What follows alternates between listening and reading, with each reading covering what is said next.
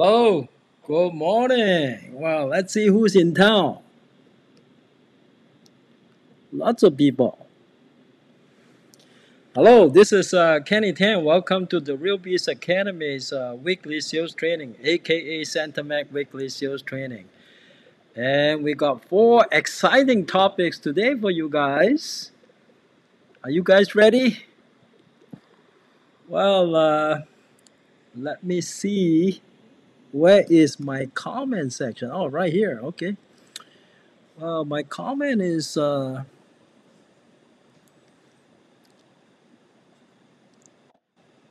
just a second. Let's see who's here. Okay, we got Nick, Johnny, Lily, Howard, and Julia Feng Jiao, Mello, Hua, Andrew, Carey, Wayne, Nicole, Elaine, Henry, Changping, Justin, Maggie, Maria, Jenny, Amy, Joanna, Nick. All right, guys, everybody. As you know, I'm about. Okay, I wouldn't mind telling you this now because I have my surgery scheduled already. I'm going for my cataract surgery on September the 7th, so I may need a couple of weeks of recovery time. Hopefully, it's a short recovery. Okay, so that's why when you see me looking at the screen, I have to look at it very closely. Okay, and there's a reason for that. Uh, I have to get one eye done first and then the second eye done in October. And then hopefully I'm going to have 20/20 vision after that. I don't have to look at the screen so closely. All right, let's see. Anybody else in town? All right, okay. All right.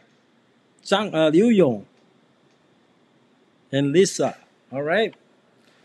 Okay, so the four topics today are, let me go to screen number 3. Okay. Now, all right. I need to share screen with you guys, don't I? No, actually, you can see whatever I'm seeing on the screen right now. Correct? If you are not able to see it, say something. Hey, good morning, TM. Okay. The four topics for today are how to create personal power. Probably this is something foreign to many people. Uh, if you have that, you have it. If you don't have it, you probably don't know how to create it. So let's learn how to create it so you can build trust in people. I'll share a couple of stories with you, then you know how important is it to have that personal power. Okay. Second thing we're going to talk about is when is it legal to call or text message? Certainly, you don't want to get a $43,000 fine from the FTC, right? So let's all learn what are the rules and do it legally and still be able to solicit for business. And the third thing we're going to learn today is how to win friends and influence people. Now, we're going to finish the entire book, that's for sure. We're on to rule number 8 today. Okay, so each week we're going to learn a new rule. Number 4 is opportunity zone. I still want to talk a little bit about it because last time we really did not cover very much. All right, let's move on to the next page, the next slide. How to create personal power so we can build trust in people to get listing signed. I, as you know, hello, Selena. How are you? Well, you figure out a way to attend the training. Well, that's good. Okay. Let me give you an example first, then you can appreciate uh, the power of personal power. Okay, a few years ago, when I was still going to Mike Ferry's production retreat and the superstar retreat, I remember during the superstar retreat, I got a text message or email from Lisa. She told me that one of one of the people that attended my Chinese seminars actually sent us an email asking to speak to me about a 1031 question. Okay, at that time I was attending the Superstar retreat, during the summer, and she told me that she was thinking about selling one of her properties that was under construction. It was actually a second home that she owned. So it was, or it could be, an investment property that might qualify for 1031 exchange. So she wanted to find out, how she could accomplish it. So we kind of went through everything. And then at that time, I got real interested in getting her listing, in doing the listing for her. So I boldly asked her, I said, would you consider letting me list your property? And I was at the superstar retreat. Okay. And that was a pretty big listing. The property was about $3.5 million. So I was talking to her and she said, yeah, I would. Okay. So that was about when I started to use my favorite script. Okay, that was even before I started making cold calls. I started any prospecting calls, but I started using my favorite script. I really followed the script to the T, pretty much. Although I did not do a full listing presentation, but even though I was at the superstar retreat, I quit the superstar retreat, took a flight to San Jose, and met her one evening. Hello, Carrie. Hello, Star. And then I met her one evening at her home. I still remember. Everything was kind of last minute. I booked the flight. It's like today I'm talking to her, and then the next day I'm already there in San Jose. I remember it was Leo. Leo Zhang picked me up. And at that time, he picked me up on one evening. We made an appointment. I think that was an 8 p.m. appointment. We went there, and I had Leo prepare some CMA for me. So I got my CMA, but I did not do a full listing presentation. I went there. I remember I used my favorite script. My favorite script is really till this day. You know, if you start getting some listings because you use the script, then you will start believing in that script. It was a powerful script. Okay.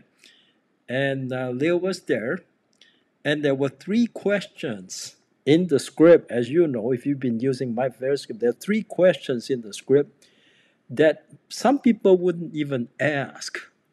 You know, sometimes we're afraid of asking certain questions because we're afraid of knowing what the answer is.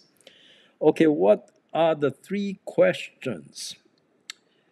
I remember, I only remember two. I forgot the last one. But the two that I still remember is first question, the first one I remember is, do you still have to sell your home? Okay. Now, why is it that some people are afraid to ask that question? Because I think if you bring yourself to asking that question and exude that personal power, you're more likely or to get the listing, if you're not afraid of asking questions like that, do you still have to sell your home? Now, which it sounds like it's an obvious question, right? And yet you're there, first time meeting that person, you shaking hand with that person. After you shook hand with person, you sat down. So we sat down. And if I'm not mistaken, that was the first time ever I used my ferry script. And I asked her, do you still have to sell your home? Now, some people might be afraid of asking that question because they're afraid of asking answer like, no, I changed my mind. You see, because when we're there, we are afraid of not getting the listing. So much so that, we are afraid of asking question like this. Do you still have to sell your home? Asking question like that helps exude your personal power because if you have the gut to ask question like that, I remember after we got the listing signed, yeah, Leo was saying, Kenny, I couldn't believe you ask her that question. I wouldn't even begin to dare to ask that question. I say, yeah, I asked that question. I follow my fairy script. Okay. So do you still have to sell your home? So the words that we use, it's important. Okay, so follow my fairy script. Some of the questions that are in the script are very good questions because if you have the gut to ask it and ask it with a lot of confidence, it really helps people see in the personal power that you have in you. Now, what does personal power mean? It means the ability to control a situation. A person that has the ability to control a situation is more likely than one who's not able to control a situation, because if you don't have the ability to control a situation, it means you lack personal power. Okay, so do you still have to sell your home? And a more difficult one for some people wouldn't even begin to ask it, especially the newer agents. They won't even be, they're probably too afraid to ask the next question that I'm going to say to you. Would you like me to list your home? Okay. Would you like me to list your home? It's a simple question and it's posed at the very beginning. I can't remember what the first question is. I totally forgot now. Oh, actually, I remember the third question now. And many people still are afraid to ask this third question. Third question was, do you want to price your home to sell, or do you want to price it to sell 3 or 6 months from now? Which seems like a rhetorical question, right? But it is in the script. So these are the three questions that a lot of people are afraid to ask. But if you're the type who have personal power, you're not afraid to ask these questions because all three questions will help exude your personal power. Okay. You sound so professional when you ask it too. Do you want to price it to sell now? Or do you want to price it to sell 3 months from now? Or is it okay if the property sits on the market 3 to 6 months from now? Obviously, you're going to get the first answer, right? Okay. But there are people who are still afraid to ask this question. So the words we use, okay. When the words we use and the questions we ask are related, usually as salespeople, we ask questions. You see, good salespeople, they they they ask questions. To sell is not to tell. To sell is to ask questions. And the strength in your voice too. All those guys that have strong personal power, you can feel the strength in their voice. When I go with Michael Yu is a very good example. I mean, he since the beginning, since day one, he's already gotten the strength in his voice. When you talk with with conviction and firmness in your voice. That's how you build personal power. And sometimes when we make cold calls, we practice our script well, and we follow the basic principles, the ones that I just mentioned earlier, we're more likely to get a positive response from the other person. And then they'll give us we're more likely to get appointments than not getting appointments. Usually we get appointments. Okay. Another situation where you may be able to exude your personal power is when you make your pre-qualification call. Uh, for a while, even when I started using my very script, I have some reservation. I had some reservation about making pre-qualification calls. So when you make the initial phone call, the purpose is to get an appointment, right? So before you go for the appointment, you're supposed to pre-qualify your prospect. Well, what's the reason? What are the reasons you want to pre-qualify your prospect? Well, the number one reason is that you don't want to waste your time on some sellers who are not pre-qualified. Well, what would be the reasons that might cause a seller not to be qualified? Well, number one is, does that person have title? So when you make the pre-qualification phone calls, shouldn't you have as one of the questions concerning whether or not the seller is on title? Now, one of the questions on the script might be, will all the decision makers be there when I see you tonight? Because you don't want to go there and the person that is sitting in front of you is not a decision maker, right? So it's important because you're talking to that guy or this person, and then when you show up, it has happened to me before. I'm sharing this with you. And then you realize, and then you say, oh, I should have pre-qualified this person. Had I pre-qualified this person, I wouldn't be driving an hour to see this person and realizing that this person is the sister of the owner.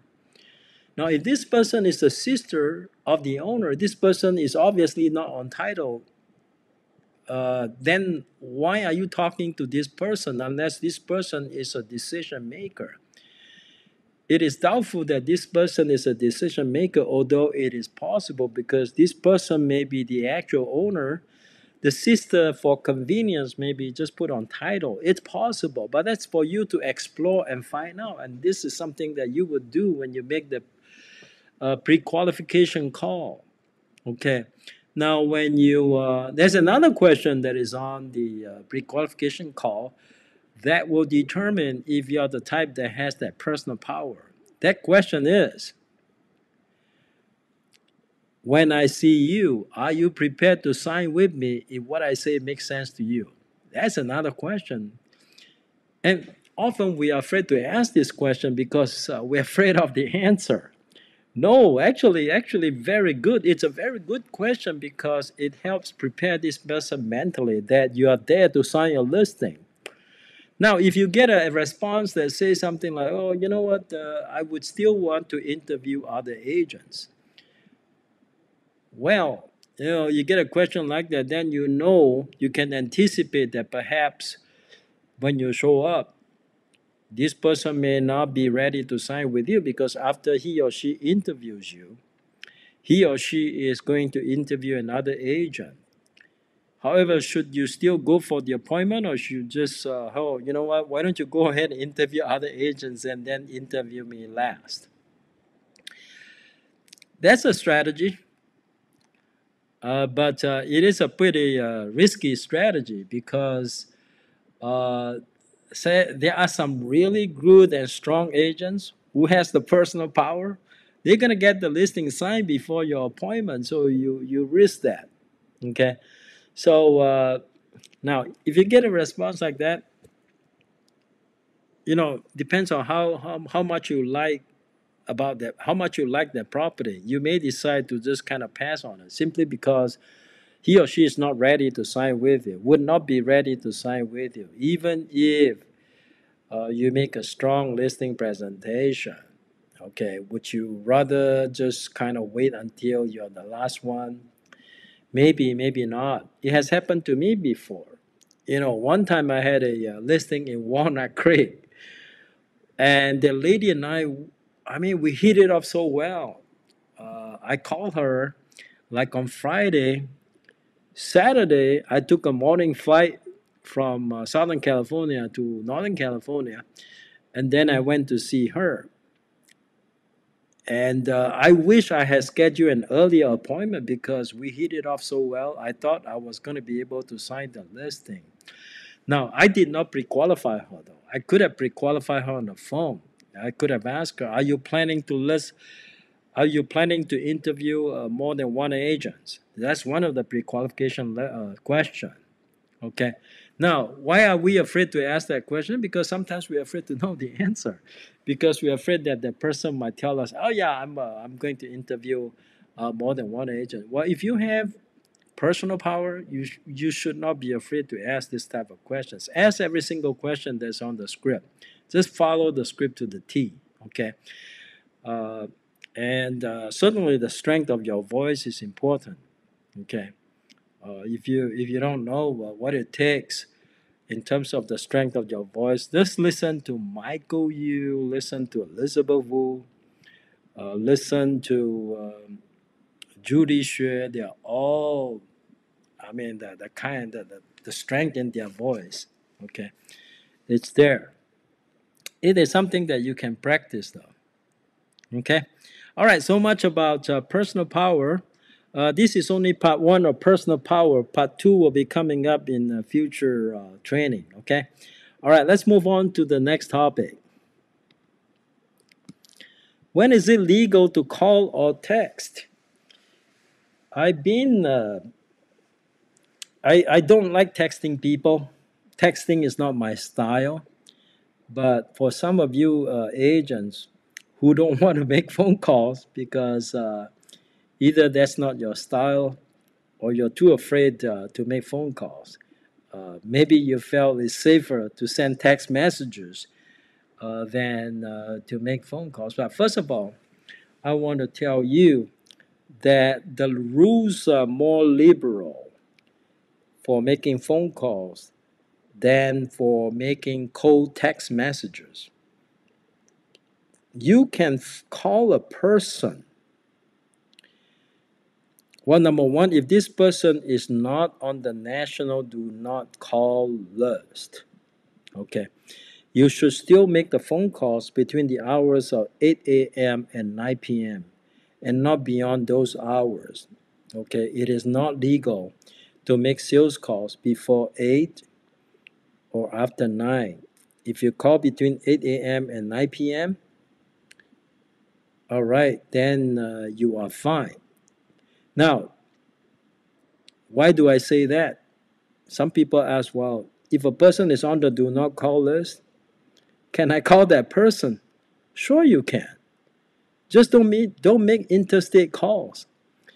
Even if the person is on the national do not call list, the only type of sales calls that are or solicitation calls that are prohibited under the national do not call list is the interstate call.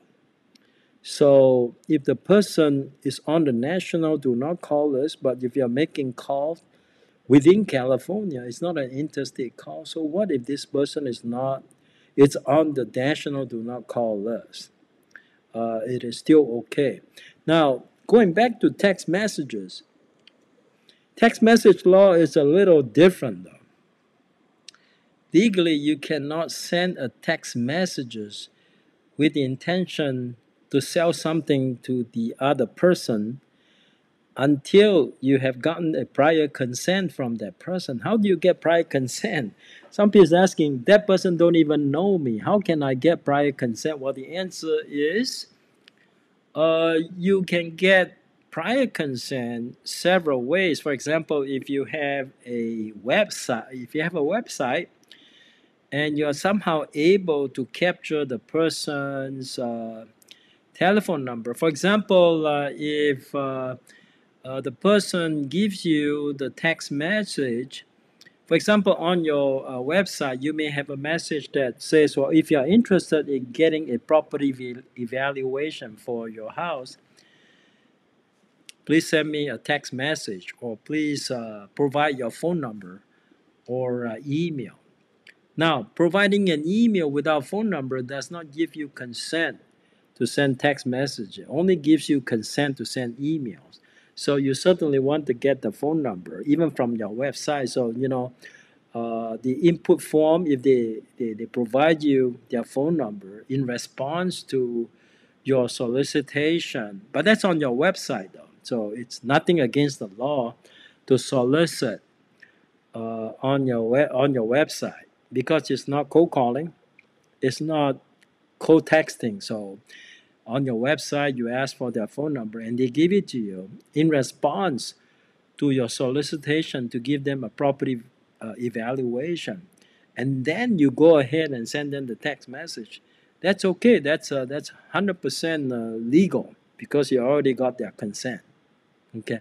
Now, what if some of you want to send text messages? It's completely cold because there is no prior consent. Well, first of all, your first text message could be an attempt to get consent. That's okay. For example, if you send a text message, uh, you need to have the ability for people to opt in or opt out. If your first initial text message is not to sell anything, but just to ask this person if he or she is interested in a property valuation. If he's interested, he's supposed to type in a certain opt-in code. If he opts in, great, you already got the consent. Then you can go ahead, yeah, okay. And then in your invitation, you're supposed to state how frequently would you give him the property update or whatever. Okay, how frequently you're going to send this type of text message. And then they should be allowed to opt out. Okay, then it's okay to do that if it's just for the purpose of getting consent. Okay, but you cannot sell anything via text messages without prior consent. That is not legal. So the bottom line is, why don't you try cold calling? It's safer to cold call than to cold text. Okay. Uh, Now, what is this internal do not call list? Let's say, for example, you call this person. This person is not on the national do not call list, but then he said, from today onwards, I do not want to receive any more phone calls from you. Why don't you put me on your do not call list? Now, you have to honor that request. See, when you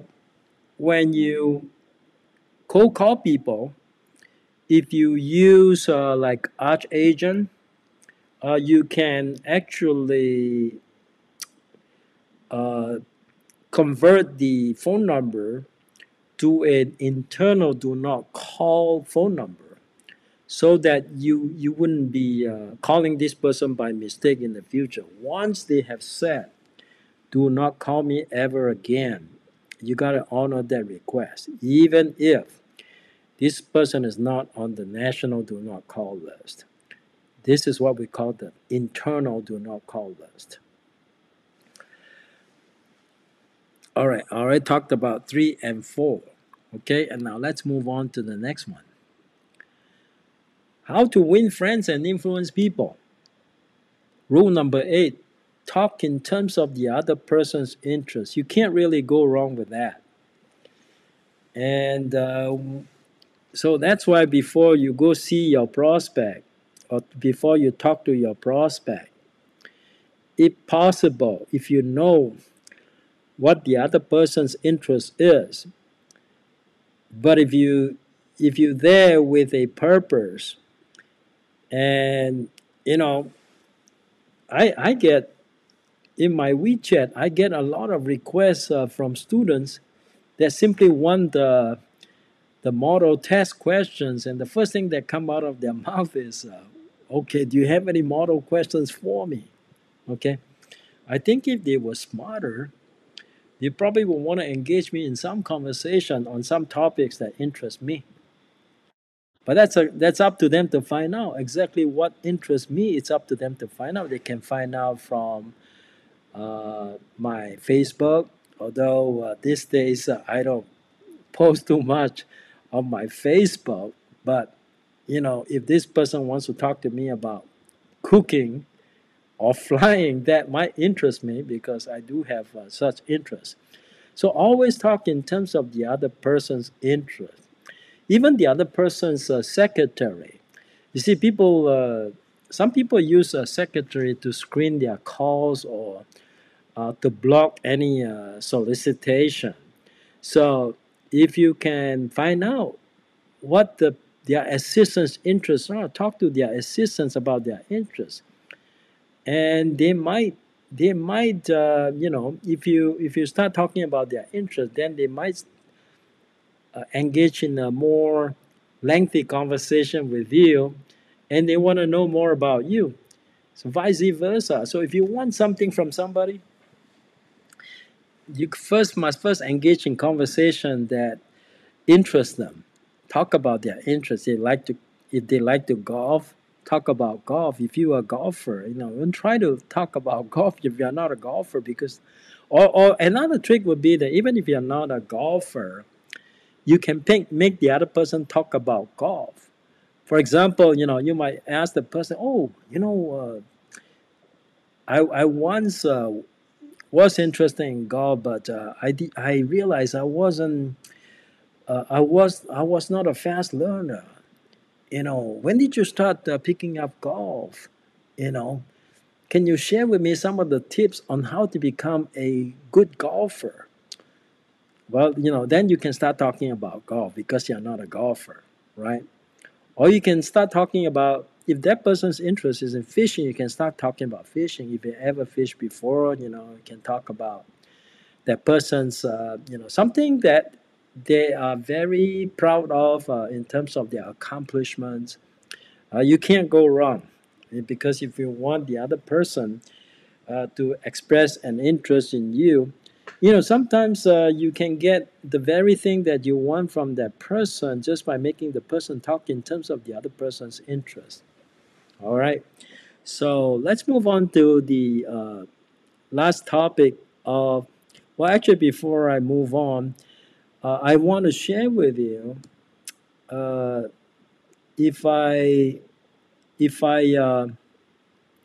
make prospecting calls, sometimes it is helpful to find out more about the other person. Although usually when you make cold calls, you know very little about that person until or unless the person is willing to volunteer the information. So one of the questions we usually ask is, uh, if you sold this home, where are you moving next, right?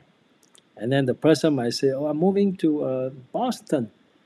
Then my standard response, "Oh, how exciting! Moving to Boston. What's taking you to Boston?" Okay, now you start making the person talk about Boston, right? The person might be talking about, "Well, my grandchildren are there." "Oh, wow." Okay, then you start having conversation. Then you get to know more about this person. The person might say, "I'm moving to Phoenix, or I'm retiring in Phoenix." "Oh, why Phoenix?" Gotta make the person talk about his interests. Okay. All right. Next. The royal road to a person's heart is to talk about the things he or she treasures most. This is a direct quote from the book. The royal road. Okay.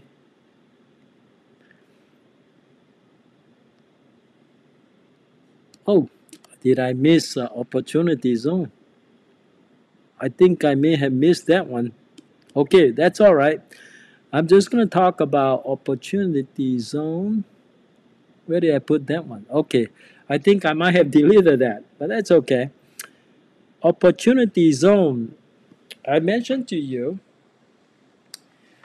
uh, it is a countervailing measure to Biden's tax reform. As you know, the Biden is going to either get rid of 1031 exchange or severely limit 1031 exchange to no more than 500,000 tax capital gain that you can defer in a given year. Okay. Now, what happened to the excess that you can't defer? You can think about opportunity zone. And why do we want opportunity zone? Uh, because it has certain benefits. that 1031 exchange does not allow. For example, a 1031 exchange does not allow you to exchange for less money, whereas opportunity zone, there is no such limitation. So let's say, for example, you just sold a property worth $1 million, right?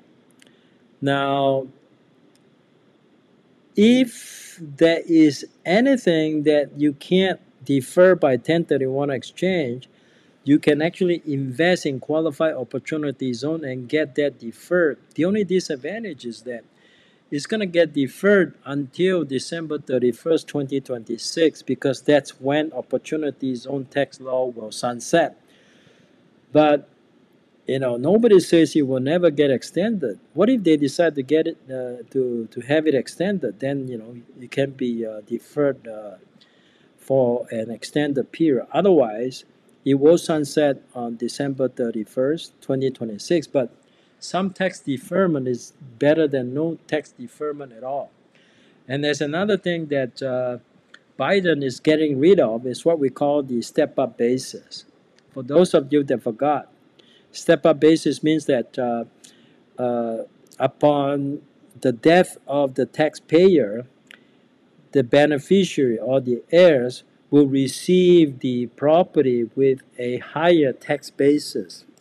The tax basis will be equal to the market value of the property on the day the taxpayer died. So that's what we mean by this step-up basis. Now, step-up basis, it's good because huge tax benefit for the heirs or beneficiary through proper estate tax planning. But Biden is thinking about getting rid of that. Now, if Biden gets rid of that, the opportunity zone offers you some step-up basis, although not a whole lot, but something is better than nothing, right? So that one says if you invest in qualified opportunity zone for 5 years or more, you may get some step-up basis. Not a whole lot, maybe 10 to 15%. I can't really remember how long you have to hold the investment in the opportunity zone for, but it is certainly a opportunity for you to defer to pay less capital gain taxes.